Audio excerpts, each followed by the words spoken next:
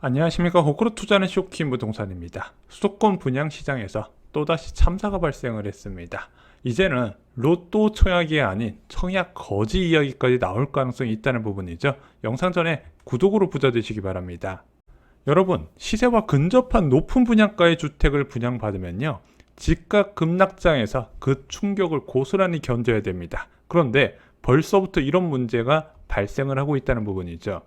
자, 부동산 버블 정점 시기에 시세와 동일한 수준으로 분양했던 유사 아파트들, 아파텔, 생활형 숙박시설, 도시형 생활주택 등에서 지금 벌써부터 미분양을 넘어서 마이너스 피까지 일반화되고 있다는 부분이죠. 이거 앞으로 더욱 심각해질 거라고 여러 차례 말씀을 드렸습니다. 다음으로 위험한 것이 바로 이 허그 고분양가 심사기준 적용 분양입니다. 작년 9월부터 개편이 됐죠. 이 허그의 고분양가 심사기준은 어디가 적용받냐? 수도권 지역 민간 택지 중에서 분양가 상한제가 아닌 지역에서 공급되는 규제 지역의 아파트가 이 허그의 고분양가 심사 기준을 적용받거든요. 시세의 90% 수준에서 공급되는 게 일반적입니다. 근데 최근 이들 지역 분양에서 미분양이 급증을 해요. 수도권 지역의 미분양 주택이요, 8개월 만에 3배나 증가해버렸습니다. 벌써 5천 세대를 넘었다는 부분이죠. 그런데 이렇게 미분양이 증가하는 거 어찌 보면 당연한 결과예요. 왜냐면은 주변 시세가 고점 대비 20% 이상 빠르게 하락하고 추가 하락 가능성이 큰데 시세와 동일한 수준에서 분양을 해버려요. 물론 이 분양가 심사 받을 때는 주변 시세 대비 저렴할 수는 있겠지만 실제 분양이 들어갈 때는 주변 시세가 더 하락했기 때문에 훨씬 더 분양가를 낮춰야 되는데 그렇게 하지 않았다는 부분이죠. 왜? 우리 아파트는 다르다고 생각을 한 거예요. 그래서 첫 번째 분양 참사는요, 천왕역 모아엘가였습니다. 일단 서울행정구역의 역세권이고 나홀로 아파트도 아니었어요. 그리고 오랜만에 서울저에서 공급되는 장점도 있었죠. 그런데 막상 뚜껑 열어보니까 140가구 공급의 미계약 물량이 129가구였어요. 11가구만 계약이 됐다는 부분이죠. 이것으로 이제 서울 지역도 분양가가 높으면 안심할 수 없구나, 이제 예상이 됐던 부분이죠. 이번에도 다르다고 주장했던 2개의 분양이 얼마 전에 진행이 됐습니다. 110 건설사가 선호도 높은 지역에 공급하는 분양이었죠. 인덕원 자이 SK뷰하고 평촌 두산 위브 더 프라임이었습니다. 지금까지 미분양난 아파트, 나홀로 아파트거나 220 건설사 작품이다. 근데 이거 너희 자이 몰라? 자이에서 공급하는 아파트라고 당연히 결과가 다를 거다, 이렇게 시행사는 기대를 했다는 부분이죠. 자, 분양가는 어떻게 책정됐을까요? 먼저 인덕원 자이 SK뷰는요, 전용 59제곱미터가 7억 7천 선에서 공급이 됐습니다. 인근에 위치한 2009년에 완공된 아파트 봤더니 7억 정도에 공급이 돼요. 또한 인근에 하나 더 찾아봤더니 비슷한 단지 규모의 아파트에서 7억 2천만 원 정도의 시세가 형성되어 있습니다. 주변에 한 12년, 13년 차 된 아파트가 7억 초반이고 계속해서 하락 추세인데, 이 아파트는 신축이긴 하지만 7억 7천에 옵션비가 들어가네. 그러면은 어떤 생각이 든다? 인근 급매 대비 큰 장점이 없다는 부분이죠. 하지만 시행사 입장에서 생각을 해야 되는 게, 나는 급매로 한두 건 팔려는 게 아니라 수백 세대를 한꺼번에 처분해야 하기 때문에 당연히 주변 시세 대비 좀 낮아야 되지 않을까, 이렇게 아쉬움을 나타낼 수 있다는 부분이죠. 자, 평촌 두산 위브 더 프라임도 비슷합니다. 전용 59제곱미터 분양가가 6억 8,770만 원에 나왔어요. 전용 8서 타입은 8억 8천만 원 수준이었습니다.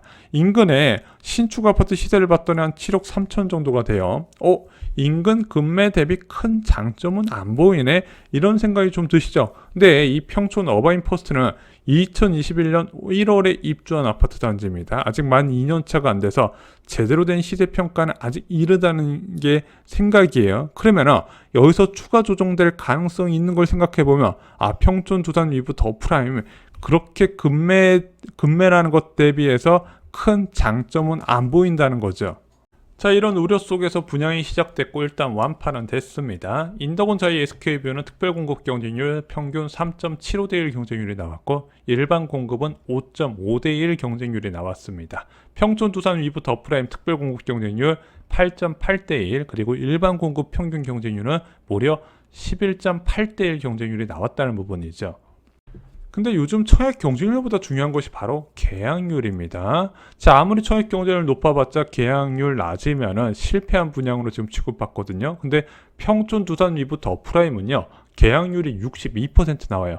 계약한 사람이 전체 공급 물량이 38%밖에 안 됐습니다. 일반 공급 경쟁률이 평균 11.8대 1이 나왔는데도 이런 결과를 보였다는 거죠.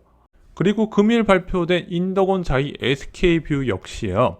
899가구 중에서 508가구가 무순위 접수로 나왔습니다. 미계약률이 56%, 계약률은 44%밖에 안 됐다는 부분이죠. 자, 이쯤 되면 생각나는 게 있어요.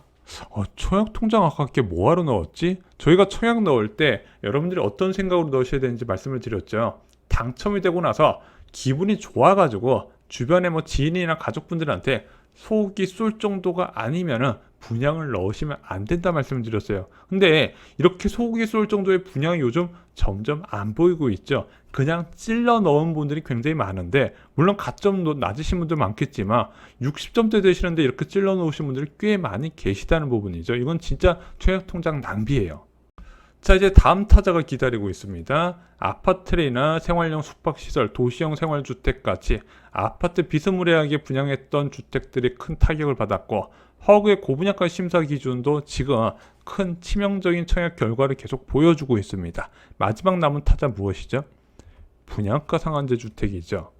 자, 나왔다면 완판인 분양가 상한제 아파트. 그동안 허그의 고분양가 심사 기준 적용 단지와 그리고 이 분양가 상한제 적용 단지의 청약 경률 차이가 굉장히 많이 벌어졌어요. 이게 올해부터 있었는데, 문제는 이 분양가 상한제 주택 역시도 주변에 부동산 시장 급락을 피할 수가 없었다는 겁니다. 벌써부터 외곽에 있는 공공택지부터 서서히 곡소리가 들려요. 자, 지금 영종도의 공공분양이 분양가가 3억대인데 미달이 났어요. 야, 영종도에 누가 분양을 받냐? 여러분들 부동산 버블 시기에 작년까지만 해도 이 영종도에 분양했잖아요. 일반 공급 경쟁률이 40대 1, 50대 1 경쟁률까지 올라갔어요.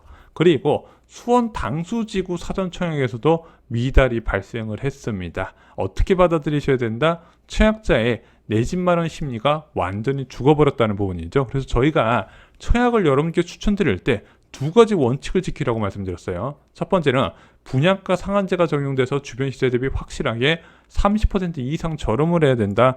두 번째는 바로 3기 신도시보다 가까워야 된다 말씀을 드렸죠. 왜냐면은 외곽 지역의 분양은요, 이렇게 심리에 따라서 결과가 180도 달라지는 결과를 만들기 때문이에요. 자, 이제 마지막 남은 끝판왕, 알짜 중에 알짜라는 민간택지 분양가 상한제에서 분양이 곧 시작됩니다. 이 민간택지 분양가 상한제 대부분 서울 인기 지역에 지정이 돼 있어요. 집값 오를 것 같은 지역만 국토부 장관에 꼭 집어서 지정을 한 게 이 민간택지 분양가 상한제예요. 그리고 분양가 상한제다 보니까 가장 강력한 분양가 통제 제도를 적용받거든요. 당연히 주변 시세 고려하지 않고 이제 감정평가받는 택지비하고 기본형 건축비, 여기에 가산비를 더해서 산출하다 보니까 이거 생각보다 저렴한 분양가가 나올 수가 있네. 그런데 지금 이 민간택지 분양가 상한제 오랜만에 진행될 것 같은데 분양가가 생각보다 높을 가능성이 제기가 돼요. 장이 4구역의 분양가 상한제에 적용 아파트 단지인데 평당 2,834만 원이 책정됐습니다. 이러다 보니까 국민평수 기준으로 중도금 대출도 당연히 안 나오고 9억 중후반대 나올 것 같다는 얘기가 나와요. 물론 1년 전에 됐으면 완전 완판됐겠지만 지금 이것도 결과를 예상하기 쉽지 않아 보입니다. 자, 이런 침체된 분위기 분양시장에 어떤 영향을 줄까요? 할인 분양이 쏟아질까요? 근데 지금 어떤 단지들은 할인 분양을 제시하는 경우가 있긴 해요. 그런데 여전히 대부분의 단지들은 미계약률에도 불구하고 할인 분양을 안 한다고 이야기를 하고 있습니다. 그리고 앞으로 공급 예정인 단지들도 이런 침체된 분위기보다는 일단은 정부가 허용한 최대 분양가를 고집할 것으로 보여진다는 부분이죠. 그리고 만약 이것이 설령 미분양이 난다 하더라도 단체로 정부에 요구를 하게 될 겁니다. 규제 완화 또는 미분양 대책, 투자자가 이 미분양 주택을 샀을 때 양도차익이나 종부세 등을 면제해주는 특별법 같은 거를 요구하면서 기다릴 거라는 부분이죠. 그래서 시행사가 알아서 좋은 매물을 내놓을 거를 기대하지 마시고 청약자가 스스로 똑똑해져야 된다고 강조를 드렸습니다. 자, 부동산 업계에서는 일반적으로 서울에서 할인 분양이 일반화되면 바닥이란 이야기를 합니다. 왜냐면은 이런 식으로 버티던 시행사들이 자금 압박에 못 견디고 할인 분양에 나서면서 프로젝트 청산을 노력한다는 부분이죠. 그러면은 이 할인 분양을 나서게 되면 일반적으로 버티던 시행사들이 못 버티네, 결국에는 항복에 나서면서 미분양 물량들이 빠르게 소화되고 주택 가격이 반등할 수 있는 기회가 된다는 겁니다. 단기적으로는 어떻게 될지 알 수 없지만 중장기적으로 보면 이런 서울에서의 할인 분양 보편화가 기회라고 보는 부분이죠. 그러면은 야, 이런 할인 분양 잡아도 될까? 이렇게 질문하시면서 이렇게 답변을 드릴게요. 할인 분양을 잡는 거는요, 바로 주변 전세값 대비 분양가를 보고 접근하시면 됩니다. 만약에 주변의 전세 가격이 5억인데 할인 분양에도 10억이 됐네, 굳이 넣을 필요가 없는데, 만약에 주변 전세 시세가 한 6억 정도가 되는데 할인한 분양가가 8억이다. 그러면 일단 투자자 입장에서는 나쁜 선택은 아니다. 그리고 실수자 입장에서도 현재 가치 대비 분양가가 과도하게 높은 거라고 보기는 어렵기 때문에 일단 접근하시는 것도 나쁘지 않다, 이렇게 말씀을 드립니다. 그래서 지금보다는 금리 인하 기대감이 있을 때 이런 할인 분양을 잡으신 것을 추천드립니다. 자, 여러분들 폭락에도 살아남는 분양을 받으시기 바랍니다. 일단 내년에 예상보다 굉장히 많이 쏟아집니다. 왜냐하면 민간 택지 분양가 상한제에서 전부 다 미뤄졌거든요. 이와 관련된 공급 정보와 당첨집 저희가 청약가부에 총정리해 주었습니다. 말씀드렸죠? 내년부터 청약 경쟁률이 크게 낮아질 거라고. 근데 알짜 택지에서는 그렇게 청약 경쟁률이 낮아질 때 여러분들이 당첨될 수 있다는 거 잊지 마시고요. 이상 후 영상 마치겠습니다. 좋아요, 구독, 공유 꼭 부탁드립니다. 감사합니다.